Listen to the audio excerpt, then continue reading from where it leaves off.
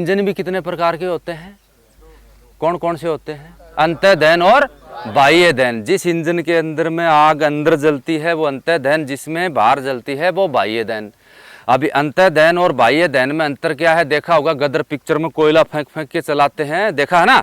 वो बाह्य दहन जो स्टीम इंजन होते थे जो पहले होते थे।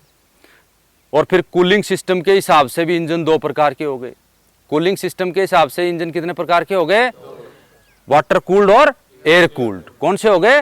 वाटर कूल्ड और एयर कूल्ड। एयर कूल्ड का मतलब क्या है? एयर कूल्ड इंजन बताओ, कोई एक एयर कूल्ड इंजन बताओ। जैसे मोटरसाइकिल है, स्कूटी है, ये मतलब हवा से ठंडे होने वाले इंजन। वाटर कूल्ड इंजन जो अपनी गाड़ियां हैं जिनके अंदर में रेडिएटर लगा हुआ होता है। अभी ये तो है नहीं कि भाई रेडिएटर लगा है तो रेडिएटर अपने आप ही इसको ठंडा कर देता है। रेडिएटर के अंदर में जो पानी होता है, खड़ी गाड़ी में उसको ठंडा करेगा क्या? नहीं। कभी भी कोई भी गाड़ी के सामने जो रेडिएटर की जो सतह होती है, जो जाली नुमा छत्ते की तरह रेडिएटर होता है, उसमें पड़ी और खड़ी फिन्स और नली होती है जिनमें पानी का प्रभाव ऊपर से नीचे की तरफ होता रहता है। जैसे गाड़ी तेज दौड़ती है तो उससे हवा टकराती है और क्या होता है? पानी अपने आप ही सतह में ठंडा होता रहता है। बात समझ में आ गया? अभी हम बात करेंगे ड्राइविंग टेस्ट जो हम देते हैं। ड्राइविंग टेस्ट देते समय दो तीन चीज आपको ग्राउंड में जाते समय, ग्राउंड में आने की चीजें आपको बता दिया। बातचीत बिल्कुल नहीं करना है। जिस ऑप्टिकल के अंदर आपको टेस्ट देना है उसका खाका अपने दिमाग में बैठा लेना है। ज़्यादा चतुर नहीं बनना है कि मुझे बहुत ज़्यादा चलाना आता है। फौज में एक कहावत है कि जिस आदमी को वेपन की, हथियार की जितनी ज़्यादा जानकारी होगी वो हद से उससे ही ज़्यादा घटते हैं।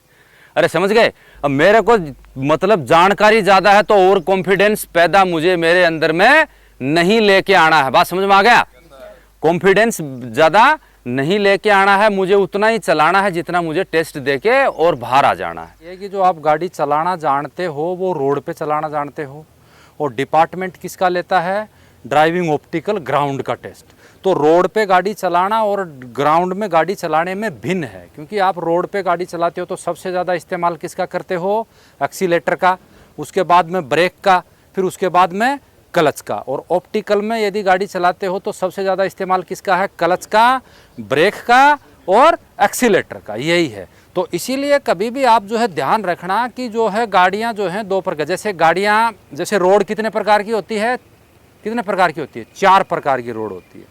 एक national highway, state highway, district highway और ग्रामीण रोड। ग्रामीण रोड होती है, उसके जो है माइल स्टोन होता है साइड का, वो चॉकलेटी और लाल कलर का। नेशनल हाईवे के माइल स्टोन का कलर कैसा होता है? कैसा होता है? पीले कलर का। तब आप ये सब चीज़ें, आपको ड्राइवर हो आपको याद होना चाहिए। इसीलिए फिर 4 प्रकार की रोड और 4 ही प्रकार के ब्रेक जो व्हीकल होते हैं उनमें, जैसे pressure brake, drum brake, hydraulic brake और मैकेनिक ब्रेक।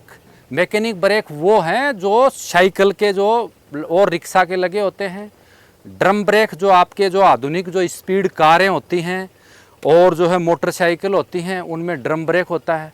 और प्रेशर ब्रेक जो आपकी जो बड़ी बड़ी जो बसें, ट्रक के जो होते हैं, इनके जो है प्रेशर ब्रेक होते हैं। और जो है हाइड्रोलिक ब्रेक ज़्यादातर कौन सी गाड़ियों में होते हैं? टाटा की गाड़ियों में होते हैं, जिनके अंदर में ऑयल डालते हैं। समझ गए? जैसे ब्रेक ऑयल डालते हैं ना, इसी प्रकार से गाड़ियों का लुब्रिकेशन। लुब्रिकेशन किसे कहते हैं? कोई बता सकता है?